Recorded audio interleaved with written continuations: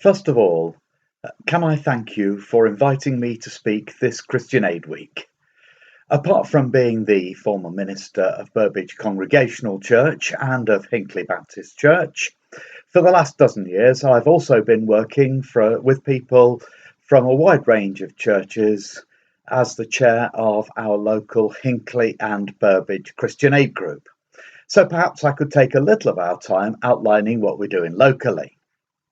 Our Christian aid work, of course, is shaped nationally as various projects change over the years. Speaking personally, my involvement in the national work starts 55 years ago, and indeed Christian Aid led me to my first ever trip to Hinckley. But I'd like to start internationally. Christian Aid is all about working together as Christians in the community, raising awareness and engaging in action to bring tangible hope to people in need. Christian Aid has been working for 75 years now, bringing hope to people caught up in great need. It began in the aftermath of World War II, when we had massive numbers of refugees all over Europe. Borders were redrawn and millions displaced, homeless, on the move, in desperate straits. Into this huge chasm of need, Christians stepped in, working together. They set up Christian Aid to bring real, tangible help to these people, reaching out with humanitarian relief and long-term support. And this started something, a movement, galvanizing Christians in communities up and down our land, working practically as we engage with local partners in countries facing need. Some of this work has been crisis-driven, acting to make a rapid difference to people caught up in sudden disasters. But much has been more strategic, working respectfully with people on the ground in many countries to help them develop long-term solutions. Through Christian Aid, in partnership with others, we've been able to help in crises like those of Biafra in Nigeria in the late 60s, or the terrible famines in the 80s, the AIDS crisis in the 90s, and with campaigns to achieve debt cancellations for poorer nations around 2000. We've also joined in campaigns for civil rights, stood with those oppressed by apartheid, and fought for trade justice. And year after year, Christian Aid Week has shown the real people being brought real positive change. Right now, the challenges are immense to bring hope to communities already devastated by climate change and to help amidst the huge problems of the coronavirus pandemic. As in some previous years, this year's Christian Aid focus is on projects to enable communities gain access to usable water where things have got worse through climate change. So this year, our project centres on the lack of access to water for many communities in Kenya, where weather patterns have become more extreme, with prolonged drought followed by severe rainfall and flooding in 2020. People in such communities are having to walk further and further to find a dependable source of water.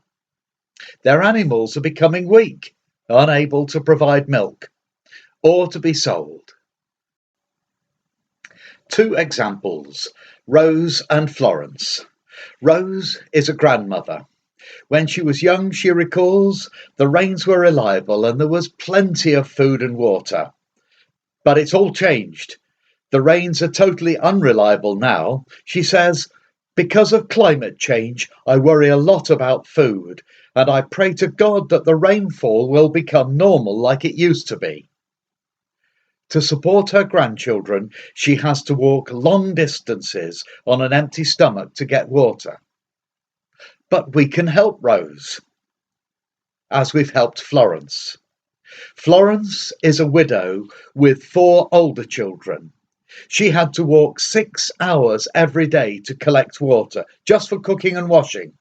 Not now. With the help of Christian Aid, Florence and her community built an earth dam, which has changed her life and that of her community enormously.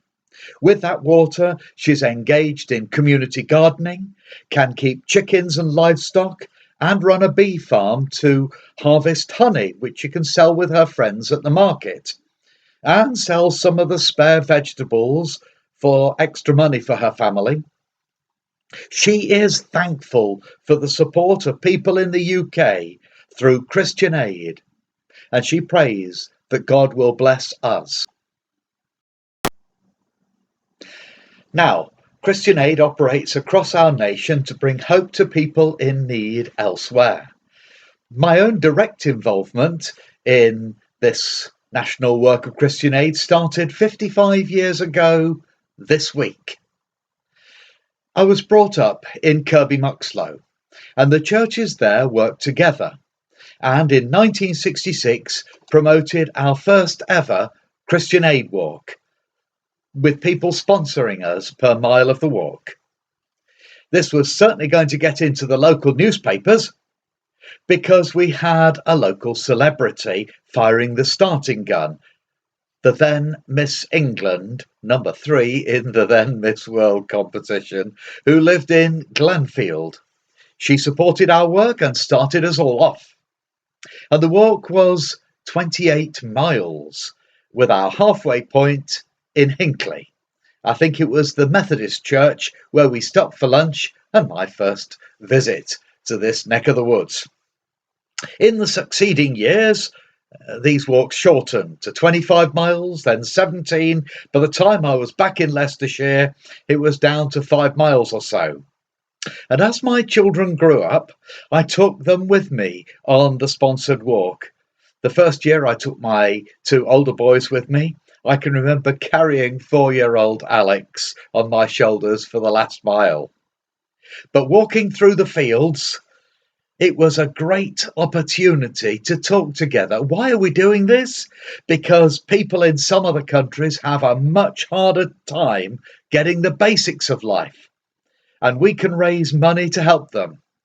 Fantastic opportunity through Christian Aid. But what about us locally? We have a local group of activists who I find an enormous help. And I want to pay tribute to the fantastic support I get from them, certainly including friends from here in St Catherine's, with Tim Neal acting as our treasurer and John Bevington, a very reliable and imaginative supporter who has helped us with some great innovations. Brian Davis, then Vicar of St Mary's Hinckley, set up the group. One of the many creative projects he got going. And when he was retiring and moving from Hinckley, he recruited me to keep up the work. But there's no way I could have kept it up without the support of a very reliable and effective team. Now, we only need to meet 2 or 3 times a year, and more recently, of course, we've been meeting via Zoom. But this is enough to make things work smoothly. So what do we do locally to support Christian Aid? In normal times, we meet up in February or March for our Christian Aid Awareness Day, with any supporters very welcome to opt in. This gives us a first proper look at this year's campaign. It also gives us a chance to receive devotional material for Lent and lots of other stuff. The Awareness Day is led by our regional rep. Now that's Jez Gowes-Cromie, and it used to be Martin Gage, who I worked with in Oadby and Hinckley right from 1983 on. One year, Martin brought along Christian Aid's youth officer and another young lady intern who had volunteered for work with Christian Aid in Cambodia. Following that, so impressed was I booked the 2 energetic ladies to lead our youth parade service for our Boys Brigade and Girls Brigade in Hinckley, a very effective day.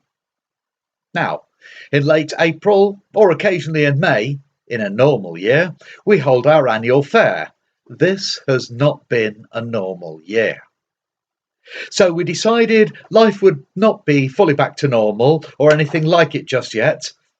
As a result, this year's annual Christian Aid Fair will be on Saturday the 18th of September in St Mary's Church, Hinckley, from 10 in the morning till 2 in the afternoon or thereabouts. Come along and find lots of different stalls. Homemade cakes, homegrown plants, handcrafted cards, books, toys, games, bric-a-brac, clothes, and lots of other things. And prizes for the winners of the popular Christian Aid quiz are announced. Now, this quiz will become available around the end of June, so you can scratch your head over the puzzling questions while you're on holiday and then send your answers in by the end of August. Apart from this, we have other fundraising events, the popular curry evening, a bigger breakfast. One year, our ministers, including me, put on a T.S. Eliot play and raised hundreds of pounds for Christian Aid. So there are lots of imaginative ideas. And of course, there's the annual Christian Aid Week. Some churches support it by knocking on doors in the locality, raising donations, others through gifts given in their congregations and in other ways through various community outlets, post offices and the rest. This is the time when we can be the Good Samaritan, stopping on that road to Jericho, getting off our donkey and helping the person in need. Thank you.